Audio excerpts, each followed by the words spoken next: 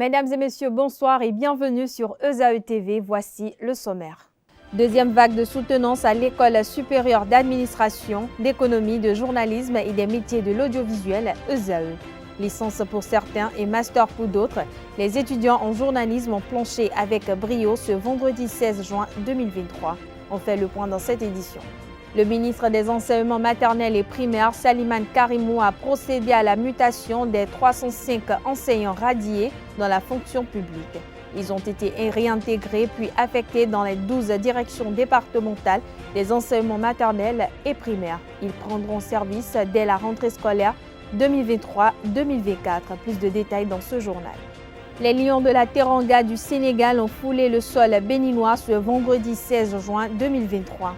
Les poulains de Aliou Cissé ont été aperçus à l'aéroport de Cotonou avec à sa tête Sadio Mané. Leur présence en terre béninoise s'inscrit dans le cadre de la 5e journée des éliminatoires de la Coupe d'Afrique des Nations CAN Côte d'Ivoire 2023. Plus de précisions dans un instant.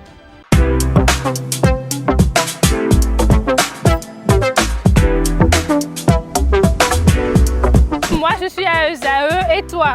Moi, je suis en administration des finances à ESAE. Moi, je suis en diplomatie et relations internationales à ESAE. Moi, je suis en journalisme à ESAE.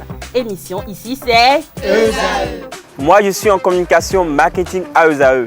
Moi, je suis en droit à ESAE. Moi, je suis en gestion des ressources humaines à ESAE.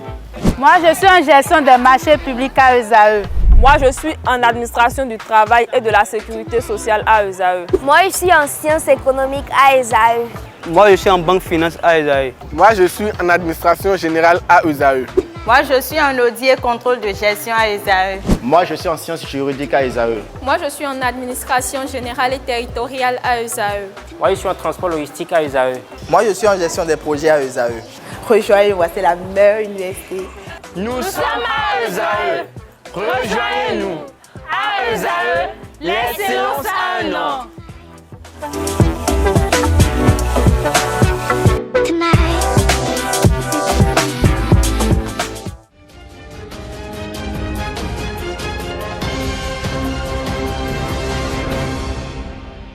À nouveau, bonsoir, bienvenue si vous nous rejoignez. Rôle des médias dans l'éducation sexuelle des collégiens et lycéens de Cotonou. C'est le sujet traité par Mariette Doumassi, étudiante en 3e année de journalisme à l'École supérieure d'administration, d'économie, de journalisme et des métiers de l'audiovisuel ESAE pour son mémoire de licence. C'était ce vendredi 15 juin 2023 dans l'enceinte de la dite école. Reportage Nansirine Fatoumbi et Quentin Amoussou. Rôle des médias dans l'éducation sexuelle des collégiens et lycéens de Cotonou. C'est le thème sur lequel l'impétrante Mariette Doumassi, étudiante inscrite dans la filière journalisme à l'École supérieure d'administration d'économie de journalisme et des métiers de l'audiovisuel, a soutenu. Après 15 minutes de présentation de son speech, l'impétrante a reçu les recommandations et corrections des membres du jury. Le résumé ne se fait pas avec la séance de l'espace de la même page. C'est une page différente. Page 12. Page 12. Tu as fait deux choses dans ton résumé et abstrait, ça fait 2 pages différentes. Mais le résumé page et l'abstrait sont la seconde page. La qualité et la présentation du document ont plus ou moins séduit les membres du jury qui ont validé son mémoire de fin de formation avec la mention bien. Le jury vous reçoit donc comme admissible au grade de licence professionnelle pour lequel vous avez postulé avec la note 15 qui correspond à la mention.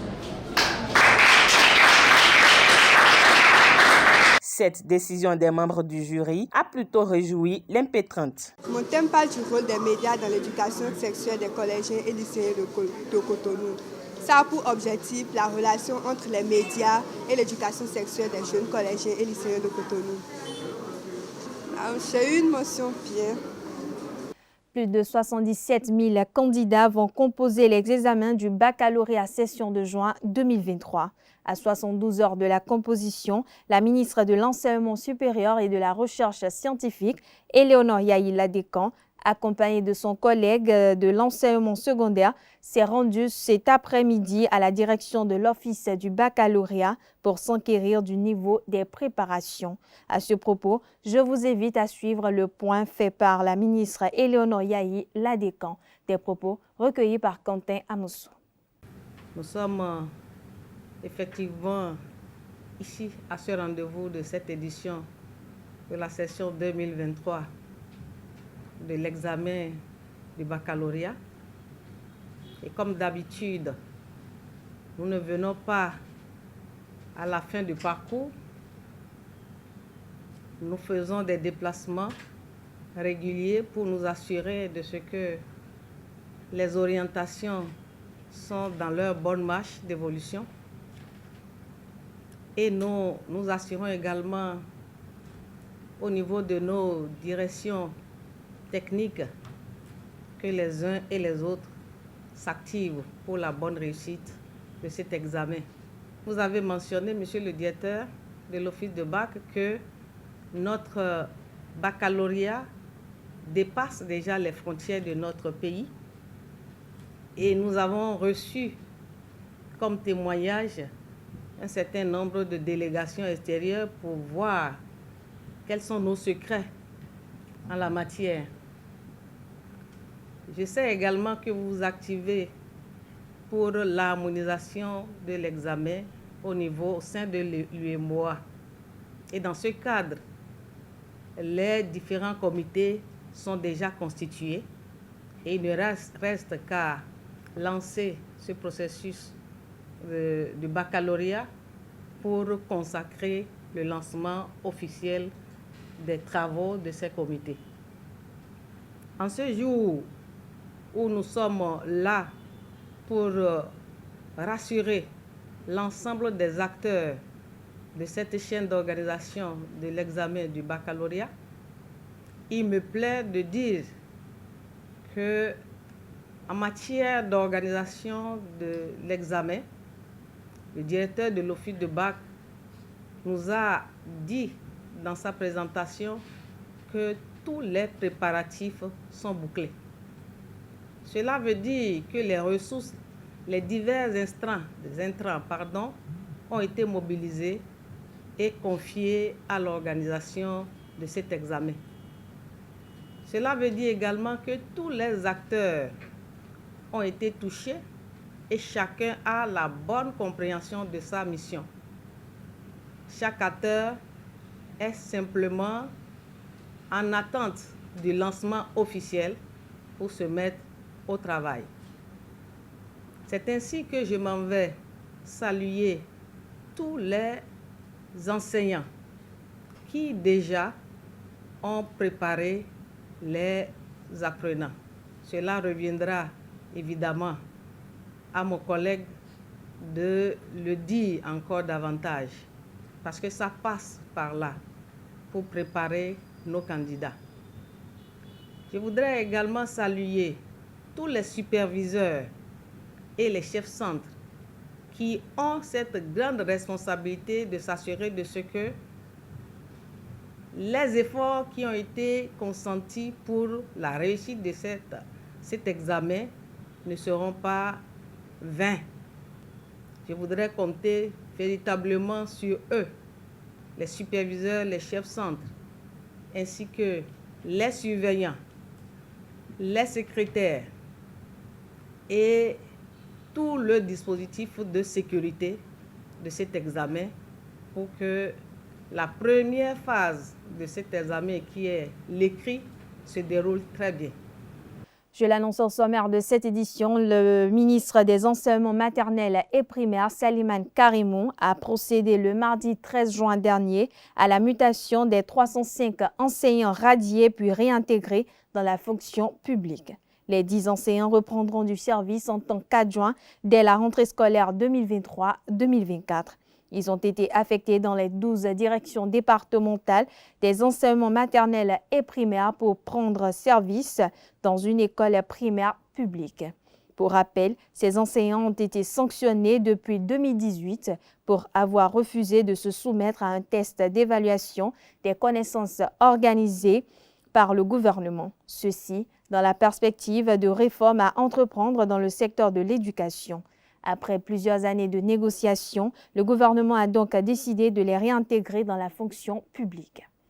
Cette édition se poursuit. Le Centre interfacultaire de formation et de recherche en environnement pour le développement durable de l'Université d'Abomey-Calavi, CIFRED UAC, a célébré ce vendredi 16 juin 2023 la journée de l'étudiant en environnement. Au programme de cette journée, la mise en terre de plantes, des conférences, débats et bien d'autres. Suivez le film de la célébration avec Francis Farami. Première étape de cette journée, la mise en terre de plantes. À cet effet, des étudiants, des membres du Centre interfacultaire de formation et de recherche en environnement pour le développement durable de l'Université d'Abomey-Calavi CIFRED UAC, des membres du personnel administratif et d'autres acteurs se sont mobilisés pour la mise en terre de plusieurs plantes.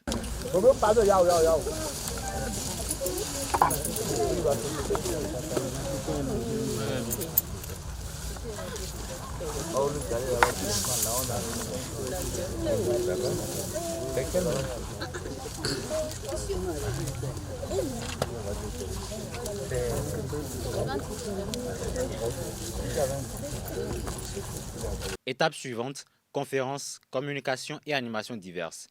C'était l'occasion pour le directeur du centre et le comité d'organisation de remercier les différents partenaires et rappeler l'importance de l'arbre dans la société. Chers étudiants, auditeurs de CIFRED, chers partenaires de l'événement, chers invités en vos rares qualités. En réalité, je n'ai pas prévu de discours, je vais juste dire un merci sincère. D'abord à l'équipe électorale, dirigée par le professeur Abdessi Félicien, qui sincèrement s'est mobilisé pour soutenir l'événement. Cher monsieur le chef cabinet, le président de l'État, vous pouvez bien prendre le remerciement au professeur Abdessi et à toute son équipe. Les espaces verts arborés ont un effet bénéfique sur notre bien-être. Ils fournissent des paysages esthétiques, réduisent le bruit urbain, favorisent la détente et offrent des opportunités, des activités de plein air. Chers participants, il est essentiel de préserver et de planter davantage d'arbres pour maintenir l'équilibre de notre environnement. En tant qu'étudiants en environnement, nous avons entre nos mains la possibilité d'influencer positivement la société. C'était également l'occasion pour les différents partenaires de relever l'importance et l'utilité de cette journée. Je voudrais avant tout saluer chaleureusement les responsables du CIFRED, le directeur et toute son administration, qui ont apporté aux organisateurs l'appui nécessaire à la tenue de cet événement d'une importance capitale. Je voudrais ensuite remercier les initiateurs pour leur engagement et leur dévouement en faveur de la préservation de l'environnement et du développement durable. Nous avons certes une journée de l'arbre ordinaire. Ça veut dire que l'arbre est très important et les autorités ont pris une journée pour le célébrer. Nous avons célébré la 39e édition cette année. Et nous demandons à tout le monde de planter les arbres. Notre ONG a compris et nous avons dit ce que nous allons faire, c'est de produire ces arbres-là et de les distribuer gratuitement. Je dis bien gratuitement. Cette journée, il convient de le mentionner, a été initiée par les auditeurs en master du Centre interfacultaire de formation et de recherche en environnement pour le développement durable de l'Université d'Abomey-Calavi, CIFRED UAC. La collectivité a des lois à soutenir dans ces pour de bon la collectivité non madame n'a pas de à sa place non madame on peut nous à la Éléonore Yaï-Ladécan, la ministre de l'Enseignement supérieur et de la Recherche scientifique, et une forte délégation des membres de son cabinet et de direction technique ont visité ce jeudi 15 juin 2023 des établissements privés d'enseignement supérieur EPES à Porto Novo et Cotonou. C'est la suite logique d'une tournée entamée la semaine dernière. Reportage Setondelarius Adjagweno. Après le littoral, cap sur l'Ouémé pour l'acte 2 de la tournée de la ministre de l'Enseignement supérieur et de la Recherche scientifique, Éléonore Yaï-Ladécan, dans les établissements privés d'enseignement supérieur EPES. Dans la ville capitale Porto Novo, 4 EPS vont accueillir l'autorité ministérielle accompagnée du DGS et des membres de son cabinet. Première escale, ISM Adonai, où la ministre reprécise les objectifs de sa descente. C'est une tournée qui est attendue par l'ensemble des EPS. Et à chaque fois quand nous arrivons sur chaque site, nous aimons voir ce qui se fait, c'est quoi les innovations, c'est quoi l'équipe qui fait ce travail. Nous donnons la possibilité aux promoteurs de nous présenter son équipe et en même temps de nous dire ce qu'on peut retenir comme mots-clés. Et après, nous finissons par quelques visites. Le décor planté de l'ISM Adonai à l'Institut africain IBN Batuta spécialisé dans la formation en langue arabe, en passant par l'école de formation des enseignants du secondaire Sapientia et l'Institut universitaire Saint-Adrien et Anselme, la délégation a constaté le niveau de respect des exigences en matière d'exercice en clientèle privée des activités académiques au Bénin.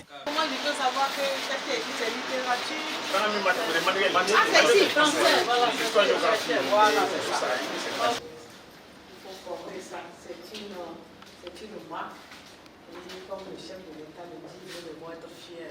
Les gens se bousculent pour montrer ce qu'ils savent faire pour que le Bénin soit au sommet. Vous êtes chanceux, hein?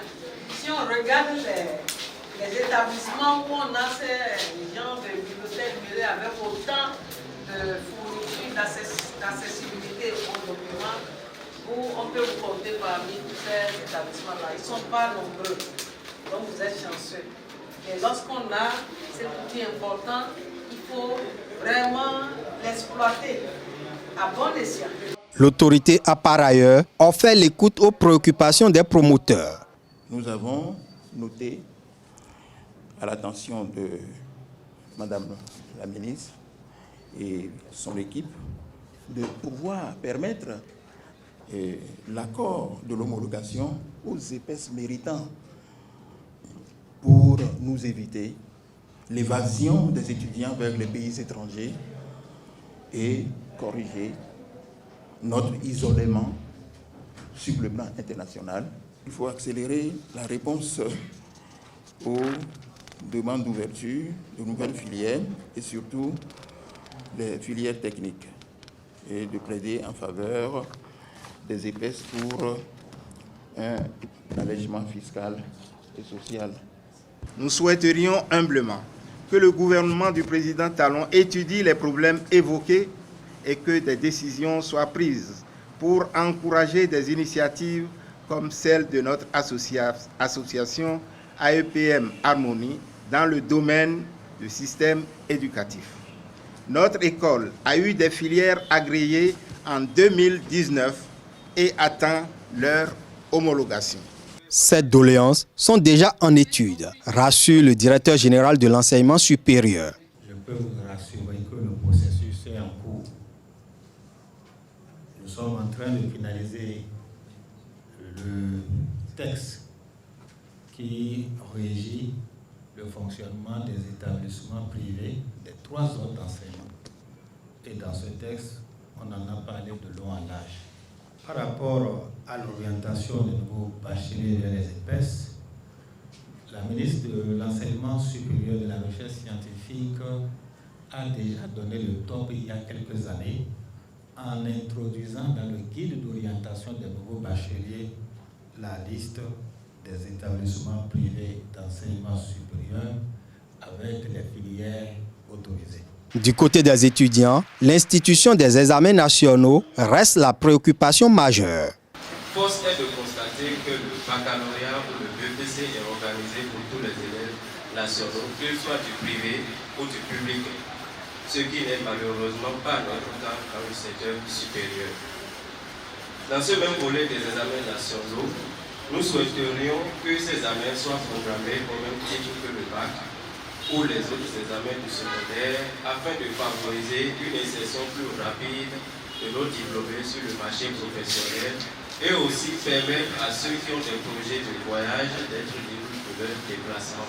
L'organisation des examens ne doit pas être considérée comme une discrimination, mais plutôt une valorisation des compétences, a expliqué l'autorité ministérielle à ses interlocuteurs. J'avoue que vos établissements font partie des établissements qui ont adhéré à la chose. Ça, c'est déjà une marque de compétence, une marque d'excellence. Lorsqu'on est bon, on n'a pas peur d'être évalué.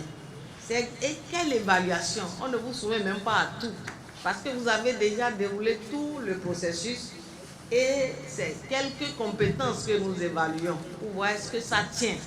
Si vous avez déjà tout fait et que vous avez fait la pratique et autres, qu'est-ce qu'il reste? Il reste simplement à voir alors qu'est-ce que vous allez livrer sur le terrain. Donc, je vous encourage, mes chers apprenants, je vous encourage à vous donner à la chose. Et je vous rassure, le gouvernement est dans la bonne dynamique de ce que d'ici quelque temps, nous allons harmoniser cela. Le périple de ce jeudi 15 juin 2023 s'est achevé à l'Égypte Africa à Cotonou. Des représentants des deux fêtières des épaisses ont accompagné la délégation ministérielle tout au long du parcours. On parle justice à présent. L'Office central de répression de la cybercriminalité OCRC a interpellé hier jeudi 12 individus à Boycon pour des faits de cybercriminalité. Selon les informations, il leur est reproché précisément de s'adonner à des activités illégales sur Internet, à savoir le maraboutage, des dons et prêts fictifs, de faux investissements. Lors de leur interpellation, plusieurs objets ont été saisis, notamment des kits de connexion et des engins à 2 roues. Les présumés cybercriminels seront présentés sous peu à la Cour de répression des infractions économiques et du terrorisme CRIET pour répondre des faits qui leur sont reprochés. Toujours dans le domaine de la justice, un individu est arrêté et placé en garde à vue pour avoir tenté de vendre les palmeraies appartenant à l'homme d'affaires Sébastien Germain à Javon.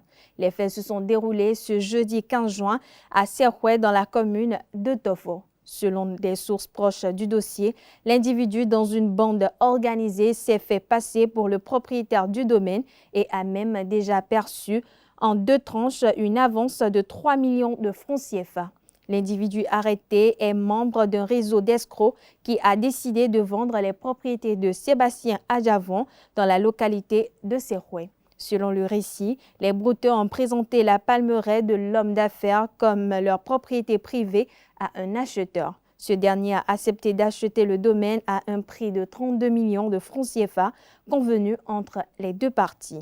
L'individu a été arrêté après plusieurs enquêtes grâce à la plainte portée par l'acheteur après avoir découvert qu'il est victime d'une escroquerie. Par ailleurs, plusieurs membres du réseau d'escroquerie sont en cavale. Le seul arrêté hier séjourne actuellement au commissariat de la localité de Serrouet et sera présenté dans les prochains jours au procureur. Sport pour finir cette édition annoncée pour ce jeudi à Cotonou. Les Lions de la Teranga du Sénégal ont finalement foulé le sol béninois ce vendredi 16 juin 2023. La bande d'Aliou Cissé avec à sa tête Sadio Mané a été aperçue à l'aéroport de Cotonou. Leur présence en terre béninoise s'inscrit dans le cadre de la 5e journée des éliminatoires de la Coupe d'Afrique des Nations CAN Côte d'Ivoire 2023. À leur arrivée, les Sénégalais se sont rendus à l'hôtel Golden Tulip de Cotonou pour observer une petite pause avant de se rendre au stade général Mathieu Kérékou pour la séance de reconnaissance de la pelouse à 20h. Rappelons que la rencontre avec les Guépards du Bénin va se dérouler ce samedi 17 juin 2023 au stade de l'Amitié général Mathieu Kérékou. Voilà, chers internautes, c'est tout pour cette édition. Merci de l'avoir suivi. Merci de votre fidélité. À très bientôt pour le même plaisir.